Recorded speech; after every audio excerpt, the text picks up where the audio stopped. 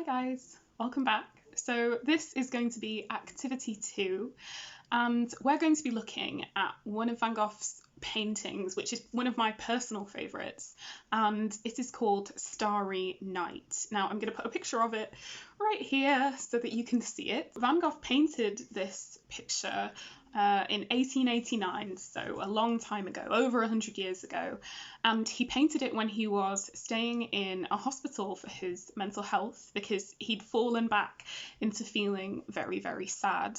So if you did the earlier activity of the emotion grids, I want you to have a think about what emotion was Van Gogh feeling when he painted this picture? What do we think he was wanting to say about himself through this painting? So we know that this is a view from Van Gogh's window from the room that he was staying in at the hospital. And it's interesting because although he was painting kind of what he saw, actually, it was very much mostly from his imagination. So he used a lot of darker colours in this, and you can see that the moon and the stars and the wind are all really highlighted. They're all really bright colours, contrasted with the darker nighttime colours. A lot of people see this painting as a merging of reality and dream. So it's a bit of a step away from what he'd done previously, and it's really just letting his imagination take hold. The fact that we can see the wind moving in different swirls around the picture, and obviously in real life we can't see the wind, we can only feel it, but we know that it's there in the painting because Van Gogh has decided that he wants it to be apparent.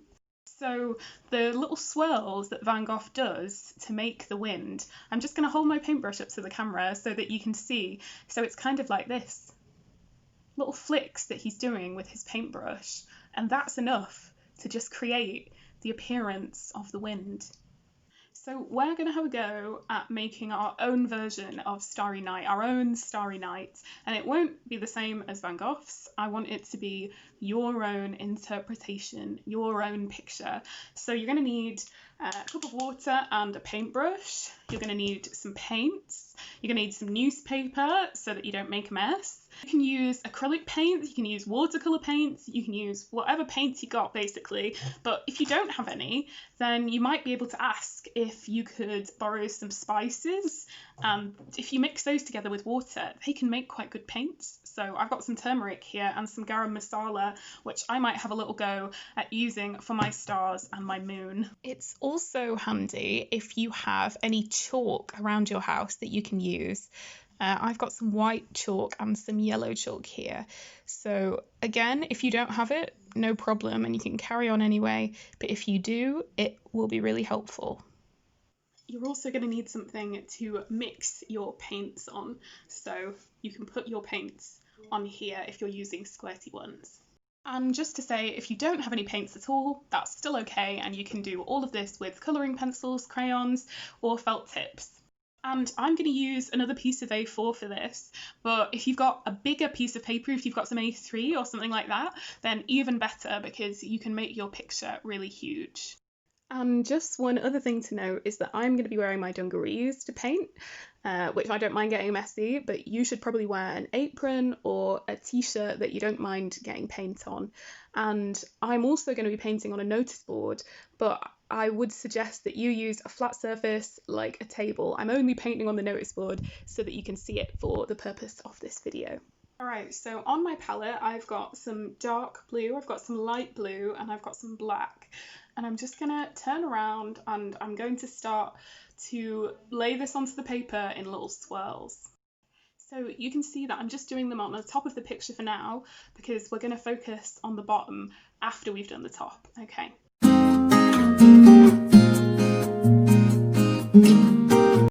Right, so I've layered up a lot of different colours here, all of these different shapes, and now I'm going to start blending them together a little bit with my paintbrush. And I'm going to use some water to do this, so keep on dipping your paintbrush in the water when you're blending colours. What I'm doing right now is I'm just swirling my paintbrush around on the paper, so carrying on that swirl action, and keep on dipping with water.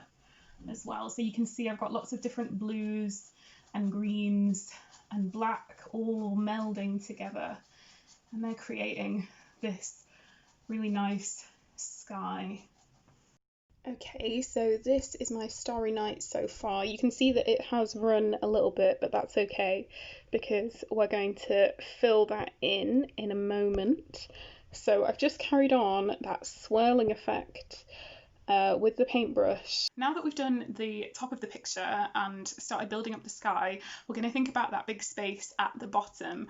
Now, in Van Gogh's picture, there's a tree, there's some houses, but I think because we're trying to do a quicker version, we just want to make some shadowy shapes at the bottom, and you might pick some trees to do there. You could do some buildings, you could do a city. It really depends on how you're feeling and how you think your painting is feeling at this point. I just wanted to show you my shadowy silhouettes.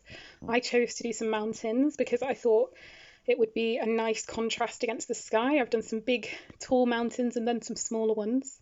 And I just got my paintbrush and blended around the edges, again doing little swirl motions so that it feels a little less sharp.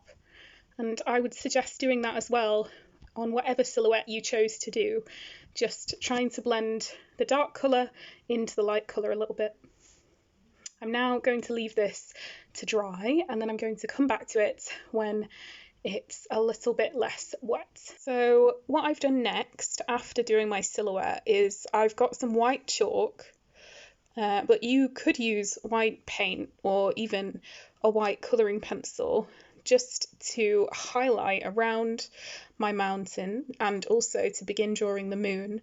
And then because I thought this was looking a little bit empty, I've added a river flowing down here, but of course you're probably doing a different silhouette to me, so you can add any features down here that you would like to.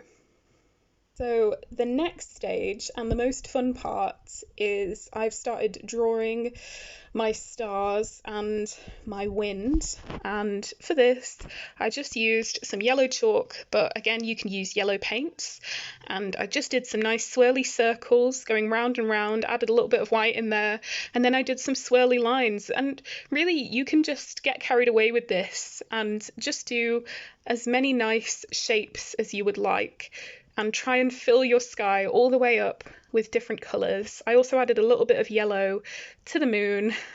Alright guys, so you can see my Starry Night picture behind me. I'm quite pleased with it, but there's one more thing that I want to do, and that's just, I'm going to take my finger and I'm going to start blending it out. And I'm also going to use a little bit of the turmeric powder and the garam masala that I got from the spice cupboard to just add a few more swirls and just get a bit more creative. So here's my turmeric-y finger, and I'm just going to go over some of my features with it, blend it out.